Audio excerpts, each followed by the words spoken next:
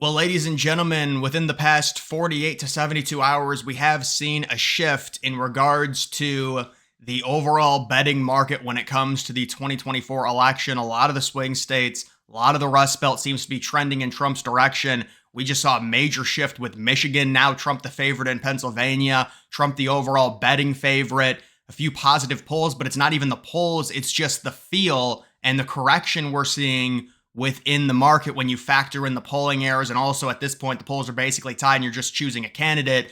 And people do think that Trump has a much better chance at this point to win than Harris. And you've got a top Democratic strategist, James Carville. I'm not exactly sure what he's talking about. People were saying he was talking about the hurricane, but I think it was maybe something Trump said. But he is raging. He's losing it. He's been very critical of the Democrats.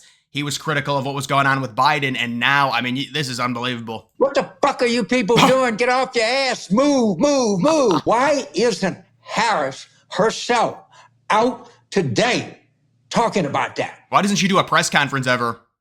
This is not an issue that people don't care about. It's not a nitpicking thing. And I got to tell you, the White House response, and I think by and large, to a large extent, the press response, is not at all measured to the gravity of this lie, of the importance of this, of you lying about people's goddamn lives. All right. The response to the hurricane was horrible by the Democrats, but I don't exactly know what he's referring to there. But I mean, these people are pissed off. This dude he's a strategist. He's a campaign strategist. He knows things are not looking good for Harris. You look at the polls in 2020, 2016, they're starting to squirm a little bit. They're getting very nervous. I'm going to go over everything when it comes to the swing states and the way they're trending and how Trump is moving up in those states. We've got a few other things. This is a Texas poll. This is a very good poll for Trump. It's funny because for whatever reason, I think my speculation on why they waited to release this, you can see the sample from September 4th to the 9th. It was a very bad poll for Harris. A Trump plus 10 Texas poll is pretty crazy. And most of the time you'll get liberal pollsters getting bad numbers for Harris. They wait a month and then they release it and they say, oh, it was a month ago, so it doesn't matter. That's normally what happens. So I would imagine that's probably what happened in this situation. There's no reason to hold a poll for a month, when Trump's sitting plus 10 in Texas.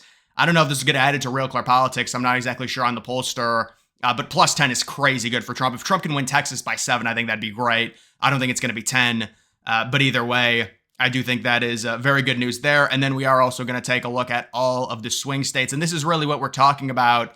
You can see Trump really closing the gap on Michigan. And it's not even like, you could say the Atlas Intel poll, but other than that, it's not like there's been any crazy polls. Michigan has always been very close. It's just people now are betting more so on Trump. You can take a look even in the last month. This is even a better reflection. Look at just about a week and a half ago, you had Harris up by about 30 overall points in terms of odds, and now it's almost tied. She's only up by 5 at 53% chance, Trump at 48. Obviously, because it's betting, it's a little bit different. It adds up to 101, not 100. That's just based off of how this betting and these odds are work, but still very good numbers for Michigan, which we would consider probably the most liberal Rust Belt state. You look at Pennsylvania, Trump is now the clear favorite in Pennsylvania. And dude, they really have got to change these colors. This is brutal. But Trump is in blue, and you can see he is going up pretty. It looked like we were almost tied in Pennsylvania for about 3/4 of a month. And now Trump is once again, he's got his lead back to where it was in early September. You can see just the depicting right there, Trump trending right now in Pennsylvania. Looking decent in Michigan. Pennsylvania, extremely important state, extremely important. Arizona still looks good for Trump. It's holding strong. Republican is in blue. So that is Trump sitting at around 65% chance in Arizona. Still looks good there. They've almost, it feels like, given up Arizona. You look at Georgia. Trump is looking very solid in Georgia. He's improving his odds seemingly every day now. He's up to around a 63% chance. Again, Republican, Trump is in blue in this map. So, it looks like very good there.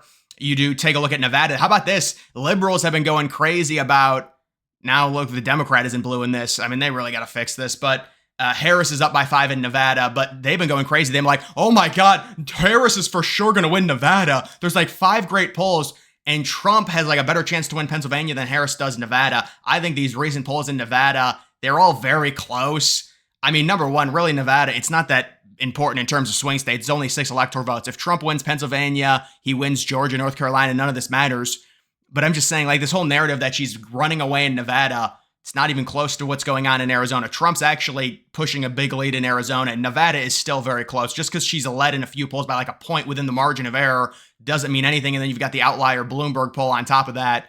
But even, I mean, look at Wisconsin, dude. Wisconsin, oh my goodness, Wisconsin is getting very close now. Boy, all these states are getting extremely close, almost at the same exact time. Wisconsin trending up significantly for Trump. I would probably surmise that this is a self-correction, because what I've always said is if we're tied in terms of the polls, then Trump is winning based off of 2020 and 2016 polling error. That's what I've said. And so that's what we're basically at right now. So, you know, and it doesn't even have to be nearly as bad. The polling errors in 2020 and 2016 were historic with how off they were in terms of underestimating Trump supporters and Trump voters in general. Historically off. We don't even need that big of it. We don't need really anything. It's basically tied. You look at the polls, you know, Trump is like down by 1 in terms of the popular vote. It's crazy. Remember, he overperformed the popular vote average by 2.5 points in 2020 and by 1 point in 2016, and he's only down by 1. Obviously, if he loses the popular vote by 1, he wins the Electoral College very easily, unless there's something crazy that happens in terms of the way the popular vote is split between the states. But overall, I think everything looks really good for Trump. You got North Carolina sitting at around a 58% chance for Trump. I mean, all these states look really good. Even in the swing states Trump is losing, he's trending in, and this is very, very good news. So I would say right now, liberals have got to be very nervous. You can take a look at just the overall forecast. It is tied, so I guess it went back down to tied.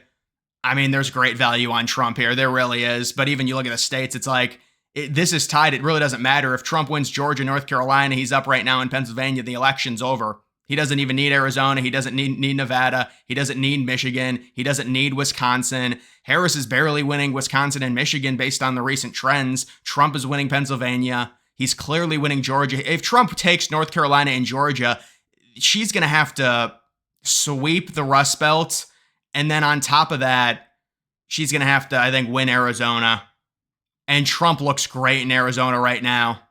So I would say based off of all of this, it looks really, really, oh, you can see it. This is actually a better view of everything.